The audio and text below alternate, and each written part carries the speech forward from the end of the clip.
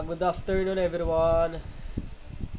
So, ngayon po is i-discuss po natin is about dun sa plugins. So, nandito sa upper left corner dun sa options, makita dito yung plugins yan. Bali ito yung mga na-download na plugins. So, Weatherfax, Winbait, etc. Para ma-enable sila is just click it. Yan. Check nyo lang and then apply. Okay, yan na. Dito. Makikita nyo dyan. Makikita nyo sa left corner dito sa ano na to, yung mga plugins. DR, Grid, Plots, may calculator din. Ayan.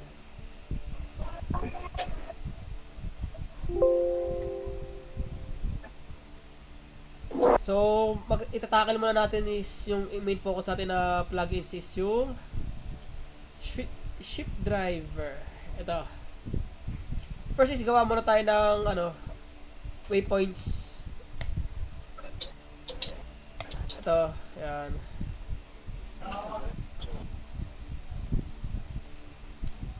And route. Punta tayo sa properties, pangalanan natin na Ship Driver. Yan.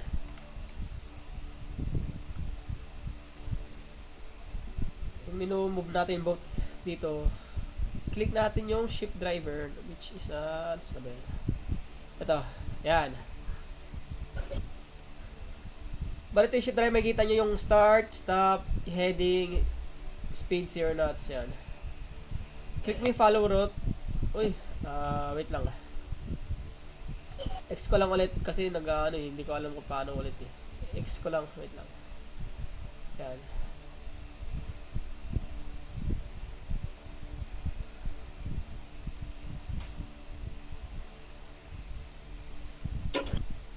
Ship Driver, which is ito.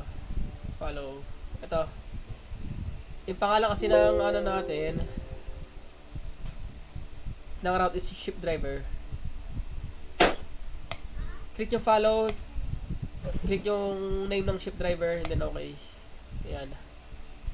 Bali yung sa knots, yung sa speed net, ito yung speed 0 knots to 100 knots.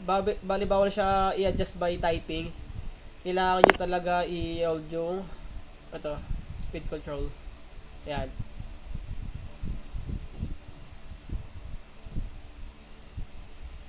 Ayan, nakikita nyo na gumagalaw siya. Pwede nyo siya i-adjust dito yung degrees by -10, -10, ay -1, -10, or +10, +1. Ayan.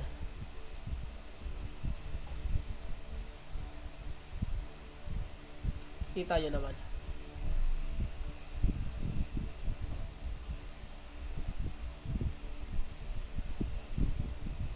So, stop natin siya.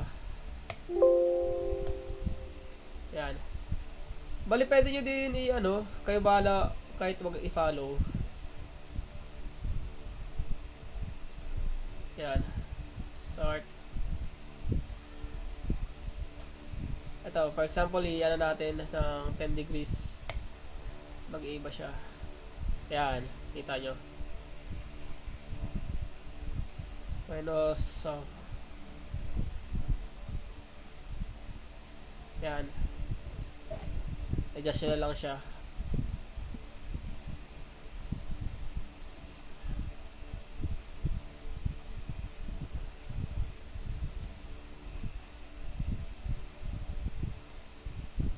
Yan, kita nyo gumagalaw yung barko. So, yun lang. So, thank you.